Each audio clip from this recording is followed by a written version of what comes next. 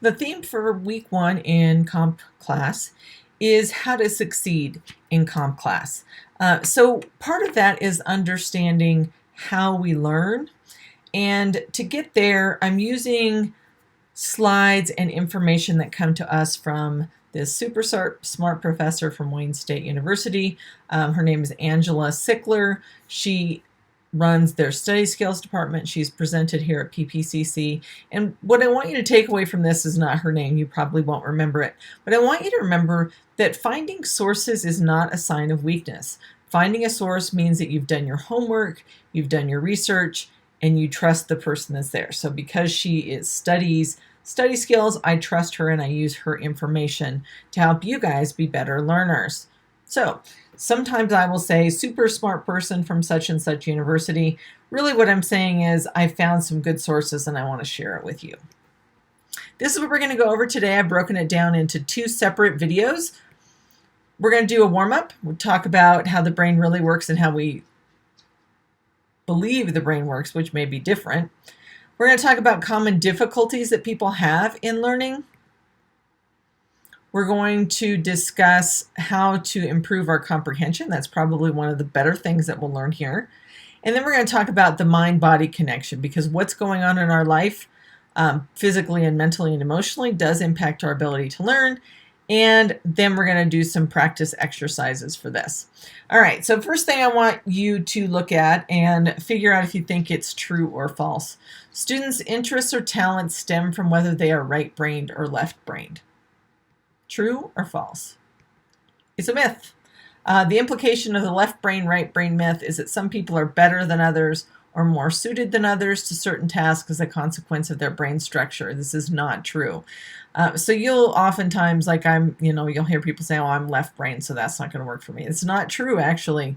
It doesn't matter. We all learn essentially the same way. And so we're going to talk about some of those ways. True or false? Students should study based on their learning style. This is a very common, you've probably taken those quizzes. You might be taking some of those quizzes in some of your classes this first week. So true or false? Students should study based on their learning style. False. This is a myth. And honestly, most teachers believe this myth. When we took this as faculty members, we were surprised to learn that research shows educators may actually be doing a disservice to students by continually promoting the archaic theory and accommodating their learning style preferences. In other words, you can learn in any style. It's sort of like you can use both left hand and right hand. Does your right hand do more for you? Probably, but both of them work as tools for you. And so your brain can learn in many different styles, and we're going to learn how to use those to your benefit. True or false? We use only 10% of our brain. False. So functional MRIs show that we use all of our brain, just not at the same time. So different tasks lead to different activities within the brain. So in other words, over the course of the day, your whole brain is probably active, but it goes back and forth depending on the activity that you're using. So you do use your whole brain. All right, so neuroplasticity is really about how flexible your brain is in a way. So neuroplasticity can be viewed as a general umbrella term to refer to the brain's ability to modify, change, and adapt both structure and function throughout life and in response to experience. So in other words, it's what helps you learn is the idea that everything we learn is not in concrete. It changes based on new information. So is it, for instance, you learn that berries are really, really good. You like strawberries, you like blackberries, you like blueberries. And then you're out in the wild and you pick a berry and it happens to be toxic to you and it makes you sick. So you learn that not all berries are good and you can eat blueberries and strawberries and blackberries, but you can't eat this berry that you found in the wild. That's neuroplasticity. You're constantly modifying what you know based on your life experience and through your education. And the reason neuroplasticity matters is because there are things that impact our neuroplasticity. Our ability to learn is impacted by things in our environment. We'll talk about that in the second set of slides. So research suggests that one of the most major academic challenges students face upon entering college is managing their own learning. And part of the problem is that your college professors are not going to spoon feed you. And I don't mean that in an ugly way. What I mean to say is you are responsible for your learning. This is good news and bad news, because nobody has probably taught you how to learn. And we're going to go over some things that will teach you how to learn. So type in the chat, do you agree or disagree to this following statement? And I'm going to give you about 30 seconds to type in the chat. In what ways do you struggle to learn course material? So I'm going to set my timer for 30 seconds. What ways do you struggle? And we'll talk about that on between the two different slide decks.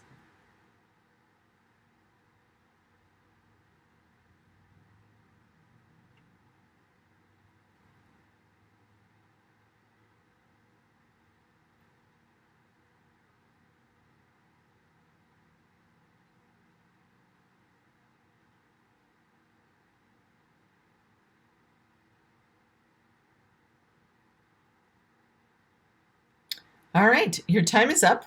So we'll talk about your struggles here in a few minutes, but moving on, let's talk about some common difficulties that we see across student learning. So one of them is student preparedness level. When you were growing up through the school system, you were taught what to learn, not how to learn. And a great example of this is a lot of early learning is memorization. You have, the younger you are, the more neuroplastic you are, the quicker you learn. And so 1 year in elementary school, you memorize the names of the states. And then maybe the next year you had to put those names onto a map. And then the next year you had to figure out not just the state, but what its capital was. And so you're building on existing memorization, which is a learning tool, works really well. That's one of the reasons that I asked you, what do you know about English? Because if you can tie it to something else you already know, it's easier to retrieve it. And so once you learned the names of the states, putting them into a map was a little bit easier because you already had put them or stored them in your brain for later retrieval. But memorization doesn't teach you how to learn. And so this next series is going to talk about how we learn. So first of all, I want you to think about, and again, this is another 60-second thing, and this time you're not going to type in the chat. This time what you're going to do is you are going to write down for yourself how prepared you feel for this class. Go.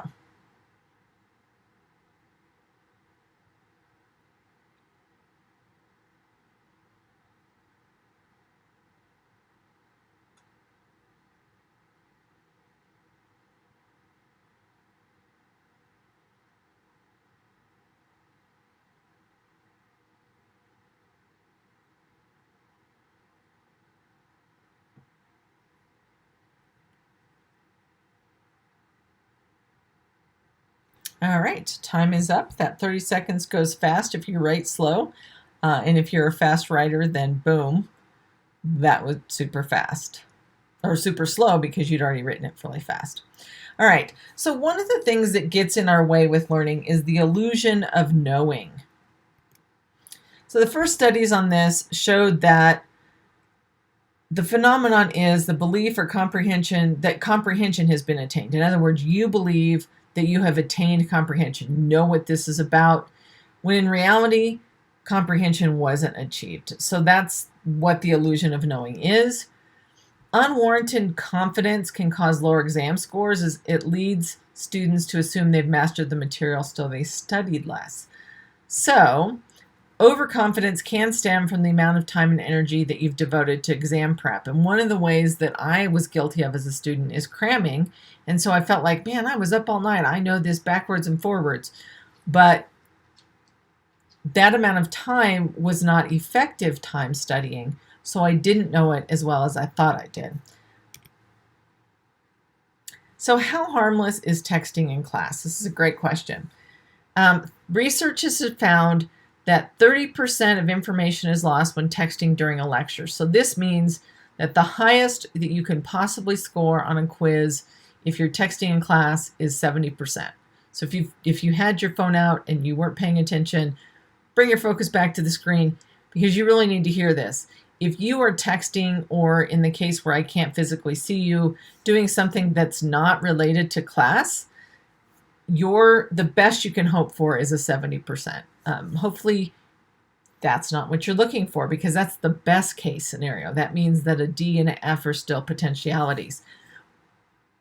Conversely, or in the opposite spectrum, students who did not use their cell phones during lecture scored 70% higher than those who did when it came to recalling information.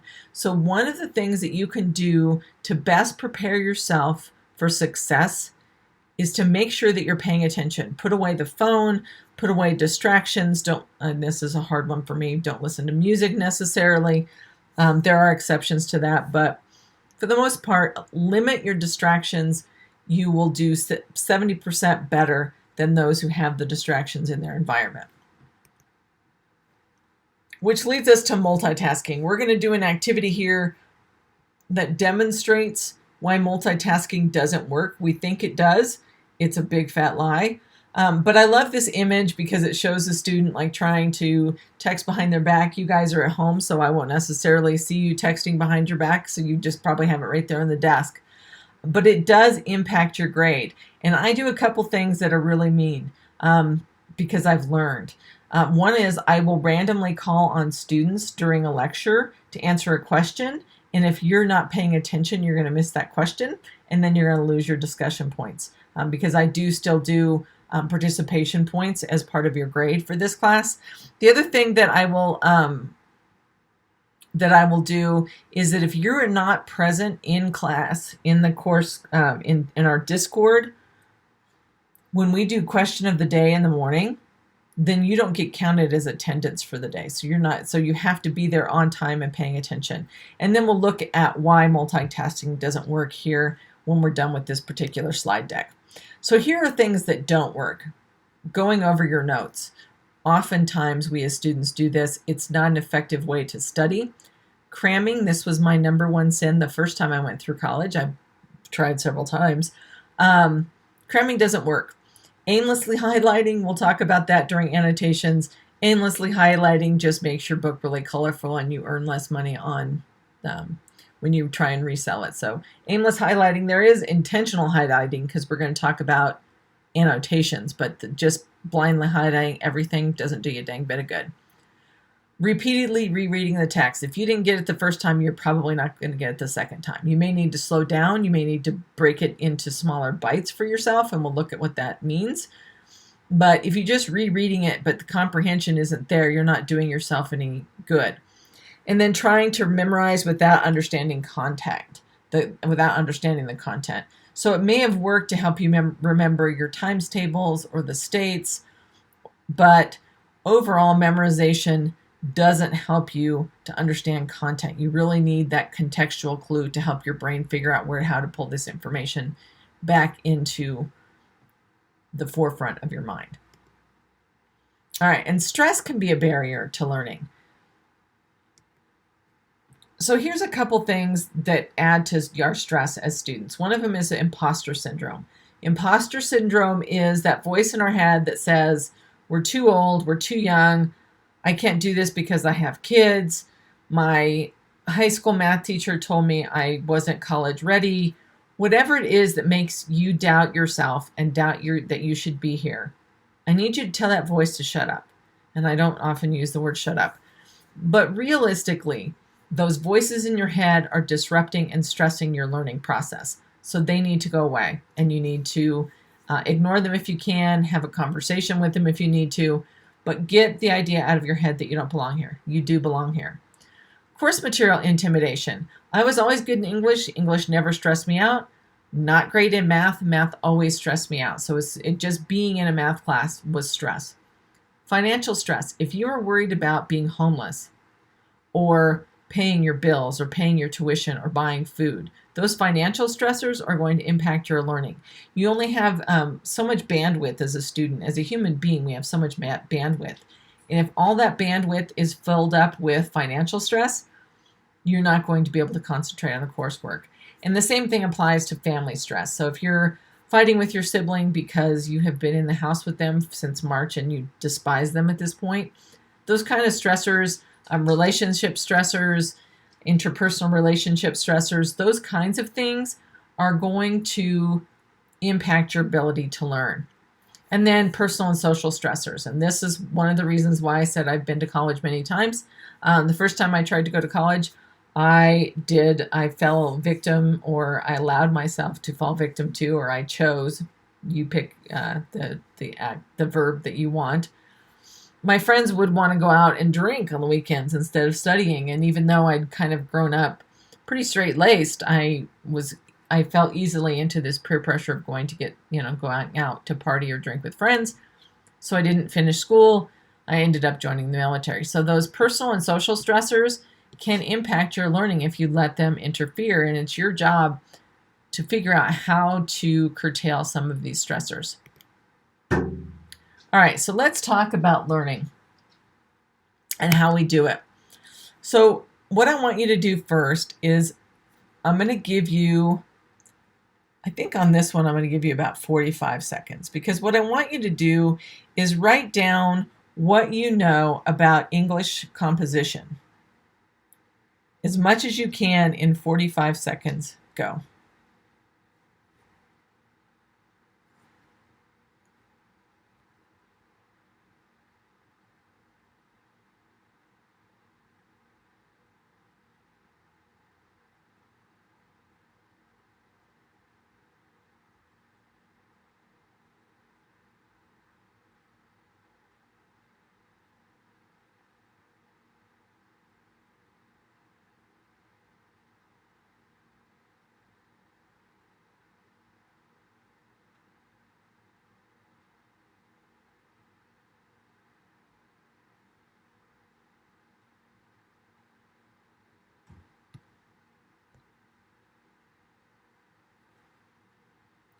One of the reasons that I have you do this is we all know more than we think we do. We've all written papers, or we've been in the work world and we've written emails or memos or those kinds of things. And learning needs context. It's why memorization doesn't work. We need context clues so that we know where to file that information in our brain. And so if you start a class writing down what you know, then you're telling your brain, this is where we need to start filing it. And so before you go into a lecture, make sure that you figure out what you know, even if you just do it 5 minutes or 2 minutes before class, where you start to figure out what you know about the subject that class is going to be about that day. You're helping teach your brain where to gather or put information. All right, so let's talk about learning comprehension. There are 3 different tools that you can use to build your comprehension. 1 is to test your comprehension. 2 is short, frequent reviews, and 3 is making sure that making it easy to retrieve the information, and that's partly about muscle memory. All right, so here's some brain-based studying habits that actually work, and the first 3 you'll notice are about testing your comprehension. 1 is to summarize your own words. So when you finish a reading or a video, if you were to just in your notes write a couple sentences about what summarizing that work, you're testing your comprehension. It also gives you something to read over to remind your brain, oh yeah, pull this information out before class. Another way is to teach others. You can teach a sibling, a roommate, a parent, what you're learning in class to help you with comprehension. You can also do it in classrooms. Sometimes when we're in the same physical classroom, we do what we call turn and learn, where we just want you to turn and teach the person next to you. This is how I passed geometry, by the way. Math was really stressful to me, but I had a really good teacher, and he made sure that I understood, I could summarize it my own words, and then he had me teach the girl next to me. And I was able to pass and actually got an A in geometry, even though that's not my favorite subject. And the other one is to think of concrete examples. So oftentimes, if you can think of examples from your own life, just in the beginning I said, write down what you know about English. If you can think of concrete examples, you're going to improve your comprehension, because now you've related it to something in your brain, and your brain knows where to file and where to retrieve that information. Short, frequent reviews mean you spaced out your practice. You don't do it all in 30 minutes before class because you can't. And two, you're basically taking a break before your brain gets tired. And so this spaced out practice works much better than cramming it all into one longer practice section. Dual coding means doing it in several different ways. So reading it, watching a video about it, discussing it in class, every different way that we can process information, the more different ways we look at the information, the more likely we are to comprehend, not just comprehend, but remember it, to store it in long-term memory. So oftentimes in class, I will require you that you read something, that you summarize it in your own words, that you watch a video about it, so that you've learned in many different modes and you're able to access that information better. And that retrieval practice is really muscle memory. You're telling your brain this is the path to do it. In the same way, learning to stretch a certain way, lift weights a certain way, dance a certain way, you build muscle memory that pretty soon you don't have to think about it. Your body just knows how to do it. It's the same thing with your brain. Your brain's a muscle, and you have to teach it how to file away and retrieve information. And so that short, frequent reviews is practicing that retrieval. And so interleaving means mixing it up. You're using a lot of different ways to remember things. So even if your teacher is not teaching in different ways, you can do these things to build your own comprehension because you are ultimately responsible for your own learning. All right, so retrieval. So more important than what you put into the brain is how often you retrieve it. That's why cramming doesn't work, because you've not really retrieved it. You're trying to put it all in your brain, but you haven't practiced retrieving it. So neural connections are strengthened when students connect often and actively with the course material. So instead of trying to do everything like right before class, if you can read a little bit a couple days a week and then review your summaries right before class, you've practiced that filing away of information and retrieving the information a couple times, so that by the time you get to class, by the time I lecture on something, you already have a basis on which to build your knowledge, which makes it easier to access and retrieve the information.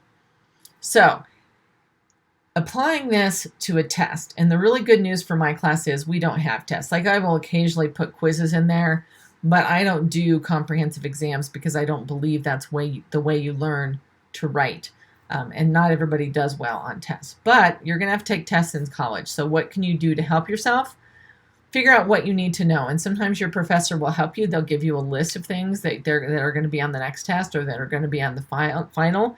If they don't, then it's your job to break the material down into chunks based on what you think is going to be in the exam. So if it covers 5 chapters, you break it into chapters and break it into chunks of information, modules, however it makes sense for that class.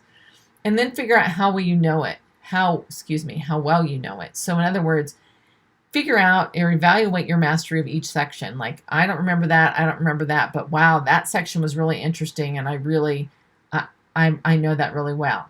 But be honest with yourself. Remember, don't have that overconfidence. If you can't teach it to somebody else, don't rank it high because you don't know it well enough yet.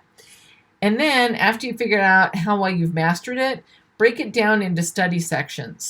So spending more time on the things that you know less about or remember less about, and assign a specific time to study each section.